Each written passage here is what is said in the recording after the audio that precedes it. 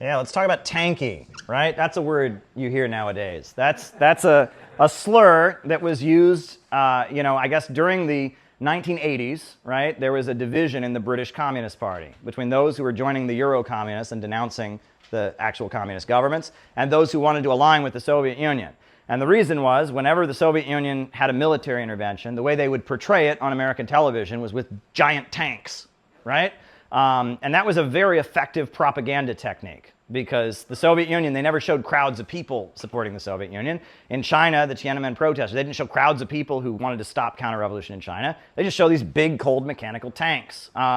In Afghanistan in 1979, when the Soviet Union intervened, there was one tank in a park in Kabul, and all the TV cameras from all the international TV networks surrounded that one tank because that's what it was. This is true. It's in Philip Banoski's History of the War in Afghanistan. He describes how they all just surrounded this one tank, and that the way the Soviet Union was portrayed was this big, cold, mechanical piece of machinery. That's communism, right? The tanks. And so whenever they'd say, oh, the Soviet Union is sending its soldiers someplace, they'd show tanks. And so the slur for communists that continued supporting the Soviet Union, they started calling them Tankies, right? Because they support sending in the tanks, right? And I think that points to how, the way tanks were portrayed. We've all seen that picture of Tiananmen Square, right? 1989, there's a guy standing in front of a tank and he's waving a flag. What they don't tell you is the square had already cleared. That was the next day. Right? The next day, after the students had already peacefully dispersed, one guy went into the square and was like waving a flag, and they didn't want to run him over. They just were like, this guy's waving a flag, and it's a famous photo. What they also don't tell you is the students dispersed peacefully, and the violence that happened in Tiananmen Square happened outside the square, and there were snipers on rooftops, and it was an armed battle, and hundreds of people died, including hundreds of Chinese soldiers. There were soldiers killing other soldiers, and that the Tiananmen events of 1989 were a battle, not a massacre. The students peacefully dispersed, and then there was an armed battle and an attempted coup, and the military from outside of Beijing moved in. And the story that we have, though, of Tiananmen, what does everyone think happened in Tiananmen in 1989? We think that the Chinese Communist Party saw people protesting and said, oh my God, these people and their beautiful songs of peace, we must not allow that. And they rolled them all over with tanks and killed them because they're evil, tyrannical communists. That's not what happened. Yes, it was. And the color revolutions were happening all over Eastern Europe at that exact same time. It was 1989. And, I'm sure a lot of innocent people got hurt. Don't get me wrong. We're not saying it was good what happened in Tiananmen in 1989. But the idea that there was just peaceful protests going on and the Chinese Communist Party just killed them all in a tyrannical fit of rage, that's not what happened, right? It was an attempted coup that they prevented. And there was then a blanket amnesty, too. A lot of Chinese government officials who had participated in all of that were given a blanket amnesty. And that's why for years the Chinese government would not even discuss it. It was just kind of blocked out of media because there were a lot of people high up in the government who had joined the attempted counter-revolution and been given blanket amnesty, and they didn't want to raise that issue. So go ahead. And two really quick points. One, it was originally a protest within the Communist Party by student groups, I believe. And then secondly, it happened in something like 30 cities in China, and when it happened in Shanghai, why Jiang Zemin became the leader was he handled it in a nonviolent way. Him and his wife served tea to the student protesters, and it was sort of what pushed him into the leadership and what got the mayor of Beijing. Was he arrested or executed? I don't know. But the mayor of Beijing paid a penalty for how he handled it. Well, the other thing I'll mention about it, right, is what were the students in Tiananmen Square protesting for? Democracy. What does that mean? Right? Now, to us, that means the American system. But you'll notice that when Mao took over China, he called it the New Democratic Revolution. And the word democracy is in the Chinese Constitution hundreds of times. What does democracy mean? It means all kinds of different things. It means rule. It's a vague concept. And that, that one thing that was going on in China at the time that Nicholas Kristof and the New York Times reported on was that China had a scholarship program for black Africans to come to China and study. And the local Chinese population didn't like them being there. And there were race riots going on all over Chinese campuses against the presence of black students. And that was a big motivation for the protests. And no one ever talks about that, but part of the protest, part of the student protest movement was we don't want Africans on our campus. Now, you'll never hear that in mainstream media. Another thing, though, and there's another side to it, is that there were more pictures of Mao in Tiananmen Square during the protests than there had ever been since the Cultural Revolution. and that there were a lot of protesters who didn't like Deng Xiaoping and his market reforms and thought Deng Xiaoping was a sellout. And so there were a lot of hardcore Maoists there. So you have racists, you have hardcore Maoists, you have probably some people who want the Western system or want this and all, and that's what color revolutions are, right? I was at Occupy Wall Street, and Occupy Wall Street was very much organized from above. And what was Occupy Wall Street about? We are the 99%. What does that mean? Nothing, right? And the Green Revolution in Iran, what does it mean? It's about green. It doesn't mean anything. And the way they do color revolutions is kind of the signal goes up. It's time to protest. And all kinds of people from all kinds of different strata, they go out and say, oh, we're having a protest. We're having an uprising. And they project their own ideas, their grievances on it, left wing, right wing, whatever. They all go there.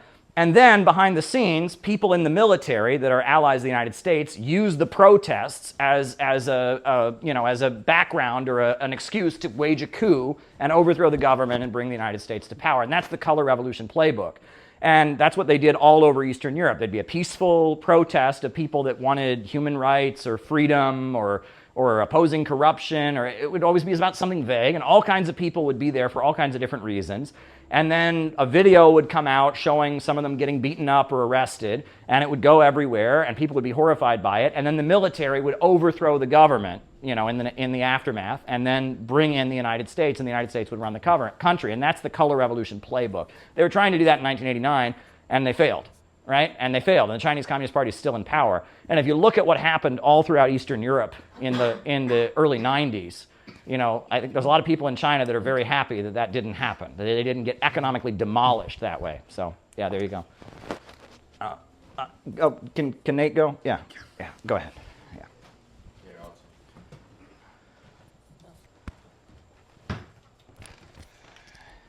So, people might disagree with me, but I think there are two signs that a protest in another country is a color revolution.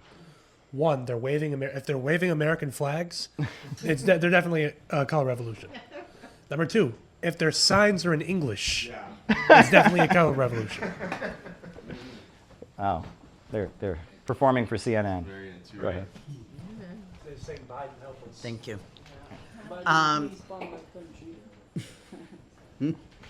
What I was going to say is I think the CCP learned from Tiananmen, definitely that they learned from Tiananmen. And I don't know if you saw the coverage from the Hong Kong protests, but instead of sending in the military, they were sending in the police who were, instead of, causing a military interaction, the police were using less lethal or less antagonistic measures, versus, a military, style intervention. Yeah. So I think the CCP definitely learned from Tiananmen, and the negative press coverage, that happened from it. Well, one thing I got to say about the Hong Kong protests is during the protests, Apple created an app people called it the Cop Killer app, and it would help protesters locate Chinese police so they could attack them. Mm-hmm. And could you imagine if Apple created that? Yeah, and it was on the App Store. It was this Cop Killer app basically because the protesters were killing police officers during that thing, and it was basically it would show you where all the police were in your area so you could attack them. Now, can you imagine, right? There's all this talk of foreign meddling in the United States because Russia supposedly bought a couple memes. Could you imagine if during Ferguson, Russia had done something like that, China had done something like that? We would go to war. TikTok There'd be nukes going off. Yeah. New feature. Yeah, and so it's just utterly ridiculous. The amount of meddling that the United States does in other countries and manipulating protests, manipulating events, and then they get mad that RT runs stories positively about the Palestine rallies or something. Like, give me a break, The time's passing from George Floyd, and it definitely feels like you could feel at the time it was on, like everybody go. There was an anti-police march in Rolla, Missouri. It was like a town of 16,000, and there were hundreds of people. Yeah. And then you have these college right now, and the message is very much crush them, send in the military. I think it's pretty clear that what happened in 2020 was that Donald Trump was determined to be governing in a way that was a threat to American imperialism. Yeah. Not that because he was a good guy, not because he's a revolutionary. He was just making decisions that were in his own interest and not in the interest of American imperialism. Mm-hmm. And the pandemic had happened, and so there was a lot of economic suffering during the pandemic. And it looks to me like the color revolution apparatus came back to the United States, and we had a color revolution to bring down Donald Trump. And part of that was that they called us all out into the streets to protest against police brutality. Now, is police brutality real? Yes. And I was going to court with police brutality victims in Cleveland with communist groups before Black Lives Matter had ever been tweeted. And it used to be the only people that talked about police brutality were the black community and black activists and communists. And then all of a sudden, as Obama was president, it became a much more trendy issue to talk about. Good, because it's a problem. I mean, we're not upset that people are talking about it. But the events of 2020, it was clear that one wing of the ruling class was using that issue to create the stage for Donald Trump to be removed. And I think that's very clear, and I'm sure that's probably that might get my YouTube channel taken down if I say that. But it's just true. Clip I mean, this part out then. Yeah. But I think there's no question about that. It was just bizarre that everyone was afraid to leave the house, and then it was and I was there too. It went out. Thousands of people went out into the street with the mask on. Mm-hmm. I mean, it was just perfect. Yeah, and they were trying to get rid of Trump. And that John Bolton has said if Trump becomes president again, NATO will dissolve. Well, great. That's a reason to vote for Trump right there. I hope Donald Trump gets elected and NATO is dissolved. So there you go. Let Peter go. Peter hasn't. Peter. Also about Tiananmen Square, there's this PBS stock that no one ever talks about. It was Ford and Rockefeller funded. U.S. state media PBS.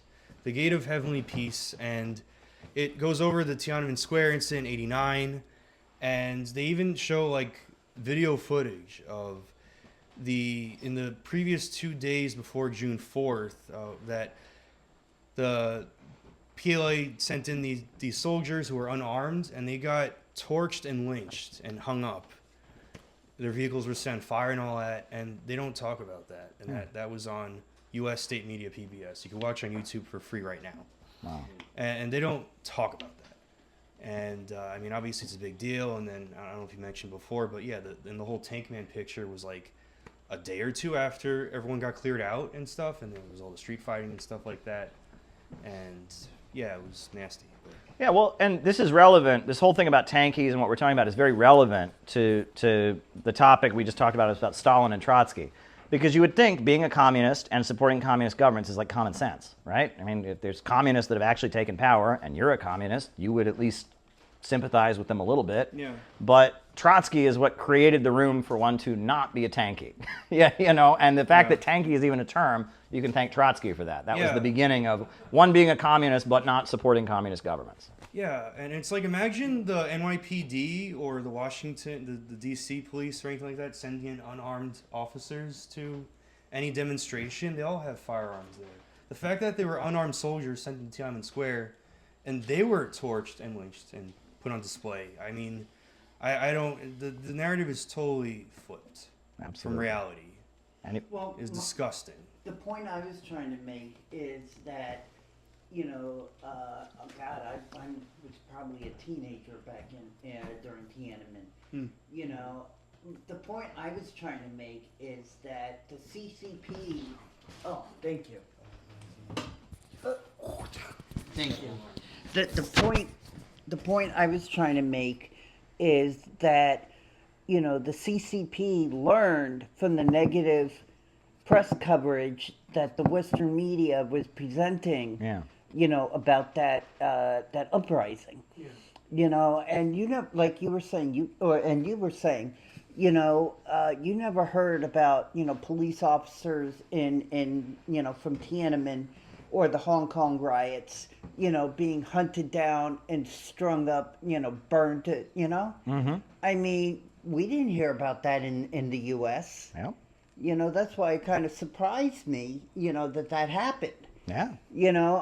Anyone, that just my point of view, anyone that illegitimately goes after a public servant, and I was one for 23 years. I worked for EMS, in New York City, and, anyone that goes after a public servant, without just cause, to me should be put in prison for the rest of his life, and given the same treatment every single day that they're in prison. I mean, because these people, join, not only because it's a job, but they join to serve and protect their community. Whether it be in China or Russia or in New York or anywhere in the world. And to be brutalized like that because they're protecting, society is wrong. Okay.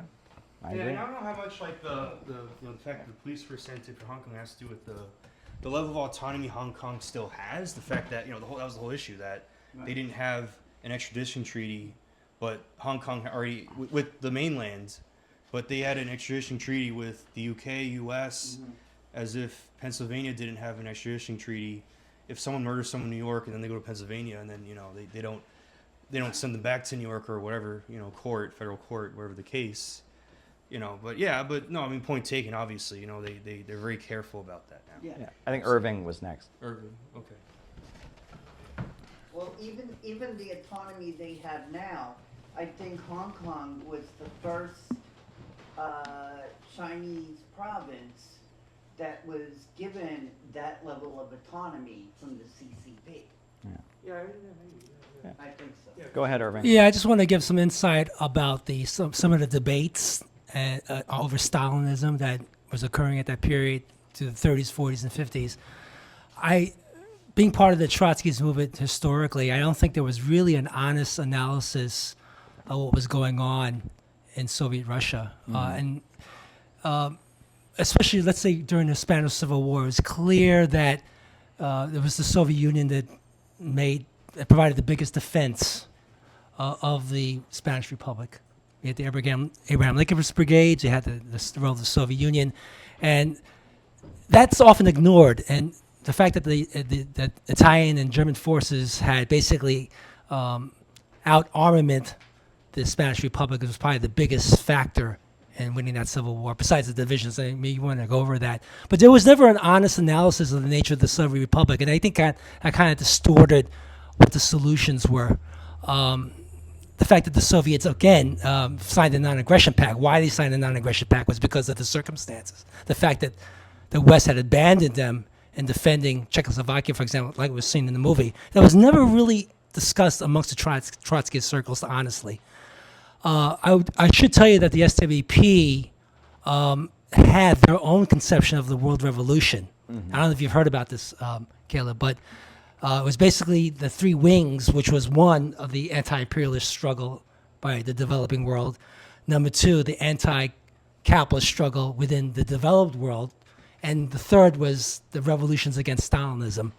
And all three wings of that revolution, they quite didn't understand what it would take to create the revolution, what the nature of the revolution was going to be. Yeah. And when the situation in Eastern Europe occurred, where it was the reintroduction of capitalism and the overturning of Stalinism in these countries, that was not what they were talking about. No, in the they SWP. celebrated the fall of the Soviet Union. Yeah, they celebrated the fall, but that's apparently my understanding of what the revolution was supposed to be, what actually happened on the ground, didn't quite match up because they didn't quite understand what was wrong with the centralized planned economy, what was needed to be done, and they thought that there was that overturning the centralized planned economy existed on the Stalinism was a solution, even though they supported.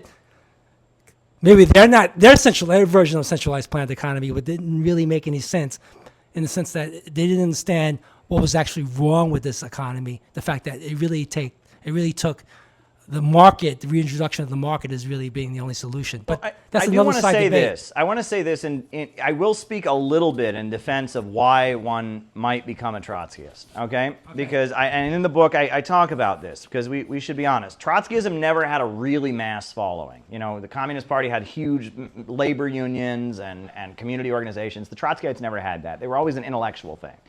And part of the reason the Trotskyites recruited so many intellectuals is that the Communist Party had a very stifling environment, right? Like one of the stories that I quote in here that Nelson Peary tells is in 1948, they had the state convention of the Minneapolis Communist Party, and the Communist Party just published an article by Tito, the leader of Yugoslavia. And he read this article, and he could tell that it was not revolutionary or whatever. So at the state convention, he got up and he said, I don't like this article by Tito, and he criticized the article. And the room fell silent. And then they took him aside and they said, we don't really think the party's right for you. You don't have the attitude of a good comrade of and all that. And so he was like going to be kicked out of the Communist Party. But then the next day, the Daily Worker was delivered, and the headline was "Stalin denounces Tito." And so they brought him back in, and they thought he was a great. Oh wow, he must be a genius, And that was the attitude the Communist Party had. It was very much follow the leader, follow the orders. There's another intellectual I quote in there. And he was like an engineer, and he showed up during the 1930s at the height of the unemployment councils when they were trying to organize their unemployment councils. And he said, well, how are you going to organize the communist society? Like, what will it be like? How will you do things? And they said, we don't have time for these kinds of questions, and you must be a police agent if you're trying to, and that they had this attitude of like, we're focused on getting the job done, right? And if you're asking too many questions or debating things too finely, you don't belong in this group. And that attitude put off a lot of people. Right, and that if somebody had a question they didn't agree with, they'd say to them, didn't you read the article in Political Affairs? And it was they had this atmosphere of like, you don't ask too many questions or else you don't belong here. And a lot of intellectuals found that environment to be stifling, and that is what I think people like Sam Marcy, but other people, other intellectuals who may have been attracted to communism, they joined and they saw that they had that kind of attitude, and the focus was, let's have big, huge rallies, let's get things done, and if somebody asks too many questions, they need to be gone. I think a lot of people found that off-putting, and then the Trotskyites were there with loads of books and pamphlets and debates that went on all night about fine points of theory, and they seemed like something that was more at home for intellectuals. And I think that's a fair point. What do you think? You were nodding as I was speaking. So. Yeah, I think I agree with that. I don't really want to say much more. Okay. Yeah. Okay, go ahead. I agree with you when you say that like the 2020 protests were like largely controlled to get Trump out, and I think much of the reason for that is because I think the main thing was Trump's meeting with Kim Jong-un. I think that played a huge role. Yeah. And that made the ruling class shit their pants. Excuse my French. Yeah. That wasn't French. No, and we published this book when we went to the World Youth Festival, we had different allies that we worked with, Douglas Kim, the poker champion, Reverend Milhan of Manhattan Family Church, about how we would like to build a movement to finish what Trump started, peaceful reunification of the Korean Peninsula, and we think that's a great thing. And let me add also, this kind of points to what we talked about in the previous class, right? The North Koreans, they knew that Donald Trump was a guy who wanted to negotiate with them. So they told, before Donald Trump even got elected, they told the Workers' World Party and other people who were talking to them, Trump is our guy, we like Trump.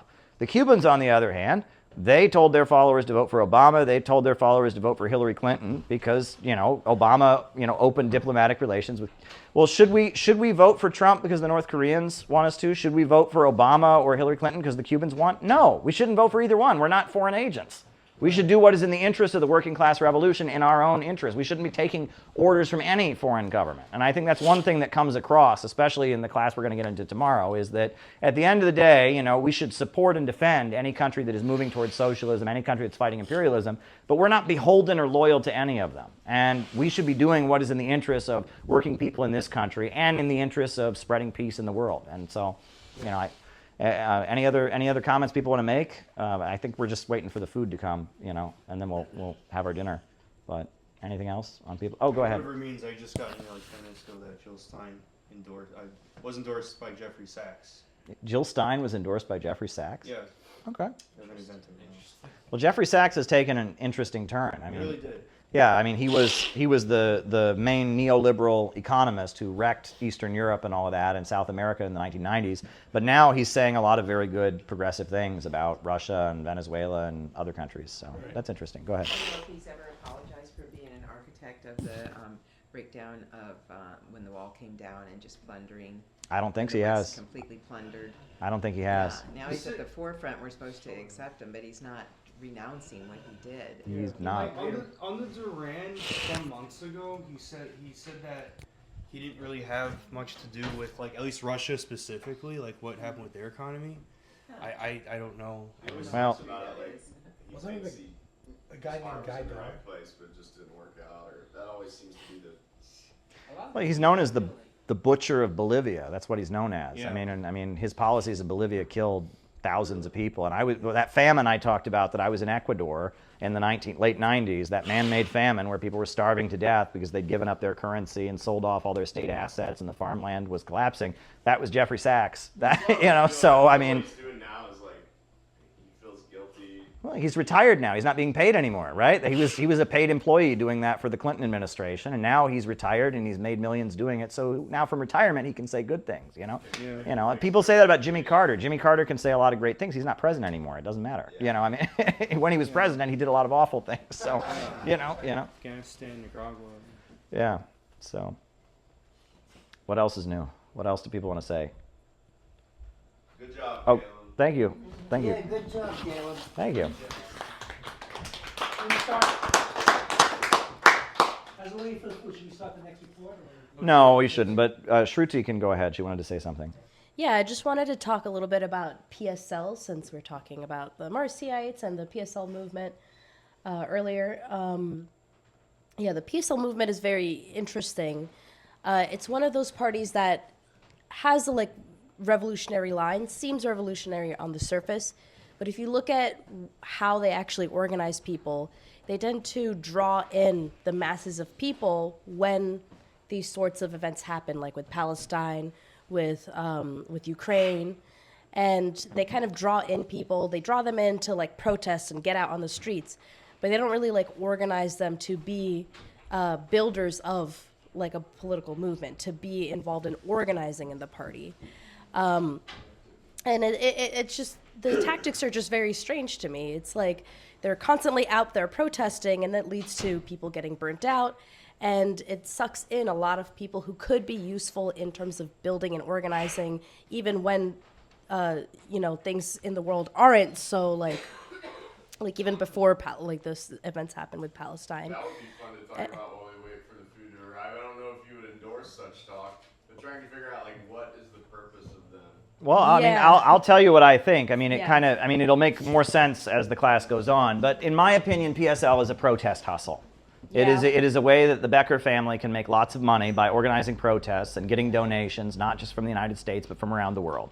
And the problem with PSL, the main problem, is that they want to keep socialism and communism attached to woke, right? If you go to communist countries around the world, they're not woke. They're not into the trans thing. They're not, encouraging people to, they're not the way that protests in the United States look, and the way that what we identify with Marxism in the United States has nothing to do with what any of these communist governments are, right? And most of your woke protesters hate those governments, right?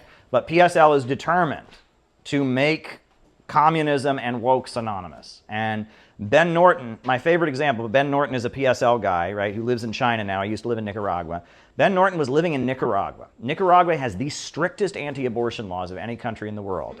But when Roe versus Wade was overturned, he's in Nicaragua, keep in mind, right, tweeting as a PSL guy, saying that anyone who supports overturning Roe v. Wade is a fascist, it's like, what is wrong with you? It's right in front of his face. Nicaragua is not woke. Nicaragua is the most anti-abortion country in the world. And you're tweeting out that, these fascist deplorables, it's like there's this disconnect, right? And That's in good faith. I feel like what it is that in the final years of Marcy's life, he oriented his followers to, quote, take over the movement, because the 60s movement was declining. And there was a peace movement that existed, and his feeling was, okay, well, we can, as a communist party that's very disciplined and organized, we can become like the stage managers of the movement.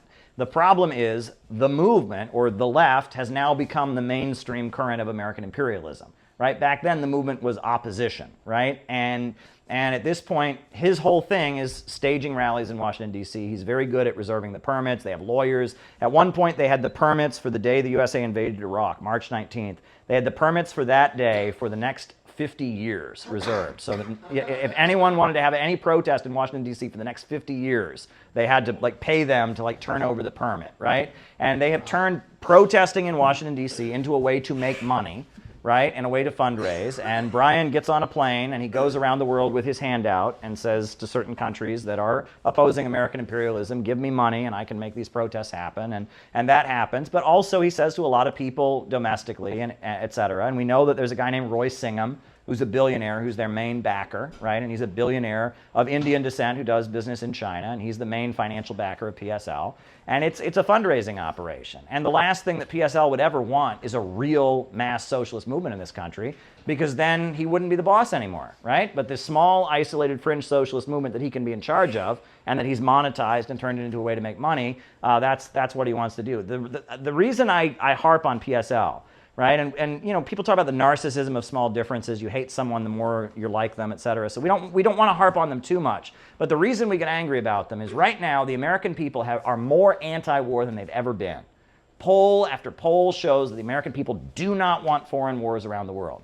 But yet the anti-war movement today is smaller than it has been. I mean, in the Iraq War days, it was huge.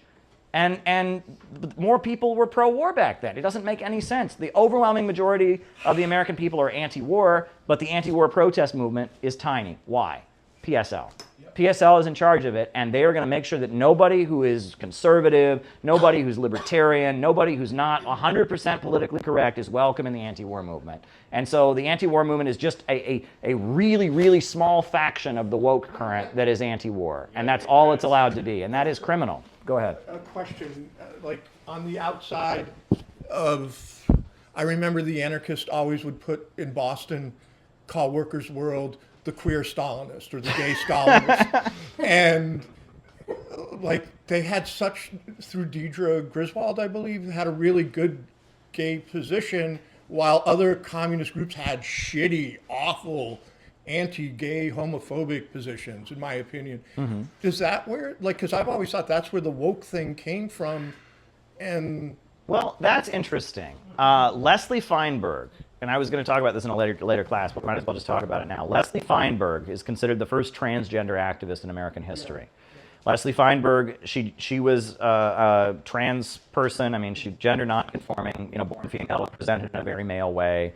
Had a beard and, I mean, was the whole thing. And she wrote a book called The Journal, and she wanted to be called She, so to raise awareness, basically. You saw Leslie, you'd think this is a man, but it was, someone, and she wanted to be called She, so like she asked, so I'm respecting her, But she joined the Workers' World Party, and she was from Buffalo, New York. She moved to New York City. And she was with them, and she wrote The Journal of a Transsexual, which was published in 1980, which is considered the first pro-trans book that was ever published. And Sam Marcy, his approach was basically, he was trying to build a group of people who felt alienated from American society, who felt like they weren't, welcome in U.S. society and were at odds with society. And the party was kind of like their new family, and they were in the new family, and they were organizing these protests to oppose American imperialism. And that was Sam Marcy's approach. And the typical profile, I mean, at least when I was in it, of a Workers' World Party member was an LGBT person of Jewish descent, and they usually had communists in their family. Their uncle or their cousin had been, so they'd grown up thinking that communism wasn't so bad.